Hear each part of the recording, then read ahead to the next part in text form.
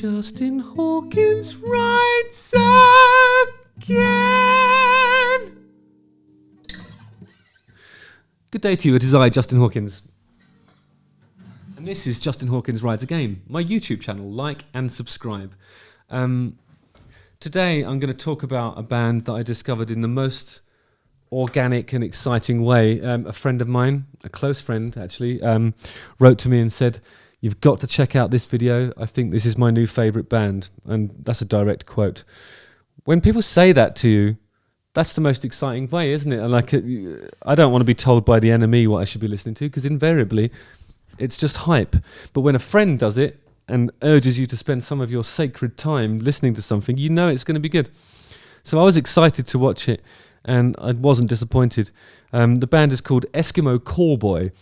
Here's some facts about the band before we get into the song. So it's a German metalcore band that were formed in 2010. Now, we've covered metalcore before in an earlier reaction, and I had nice things to say and some slightly uncomfortable things to say. I think, you know, this sort of neutral reaction coupled with a slightly provocative title triggered a lot of folks, and I do feel that metalcore it seems to be a genre where people who are into it take it really, really seriously, and perhaps a little bit too seriously.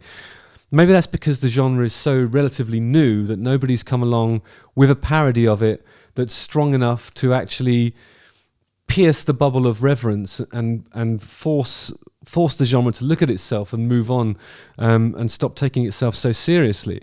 It's happened to rock a million times, you know. It's happened to certain other types of metal, but metalcore, which to me is one of the most preposterous genres, because, you know, what it combines is the kind of 90s disco stuff that sounds a little bit like Too Unlimited at best and a little bit like Venga Boys at worst, and then goes into the metal part, which I think is probably the bit that inspires the most, what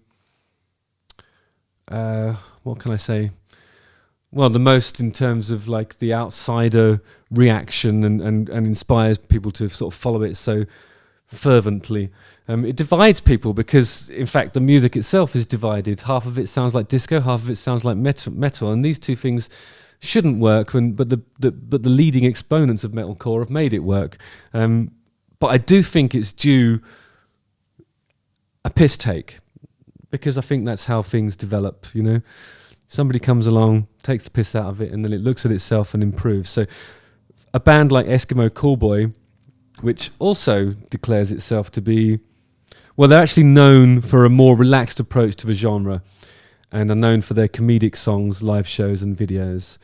I don't think you can do that kind of sort of comedic, ironic look at any genre unless you have a complete mastery of it. So what I noticed about Eskimo Callboy is that they sound amazing. You know, for this kind of music, which is not necessarily to my taste, they do it really well. And the bits that are supposed to make you laugh, they make you laugh. The videos are brilliantly directed. I'm just watching the video for Pump It, which is their most recent release. You are the power of my life. I wanna pump it better. It's so well directed. You see all the members of the band stretching, drinking from water bottles, purposefully striding across a gym, and then there's powder when they do the sort of the interlocking hand gesture, and the music just sounds like Gunther. Do you remember Gunther? I think he was a Swedish artist. He had songs like "Oh, you touch my tra-la-la, my ding-ding-dong," and my favourite, "Tutti Frutti Summer Love." Tutti Frutti Summer Love. It just sounds like that, but with that kind of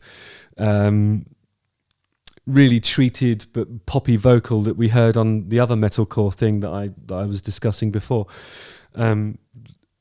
It's awesome. I mean, it's already hilarious.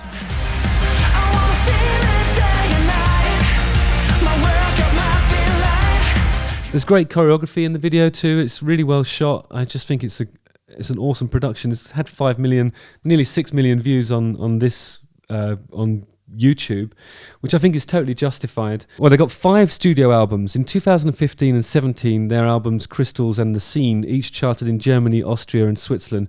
Now, I think Austria and Switzerland won't mind me saying that these are sort of marginal territories, but Germany is one of the biggest music territories in the world. Traditionally, it goes States, Germany, Japan, UK, or maybe it's the other way around. I don't know, but they're in the top 5, and that's a big territory to be successful in. So they're obviously doing well. I think this is going to cross over into English. What's it called? Anglophonic culture, because actually the lyrics aren't bad considering they're not writing in their mother tongue.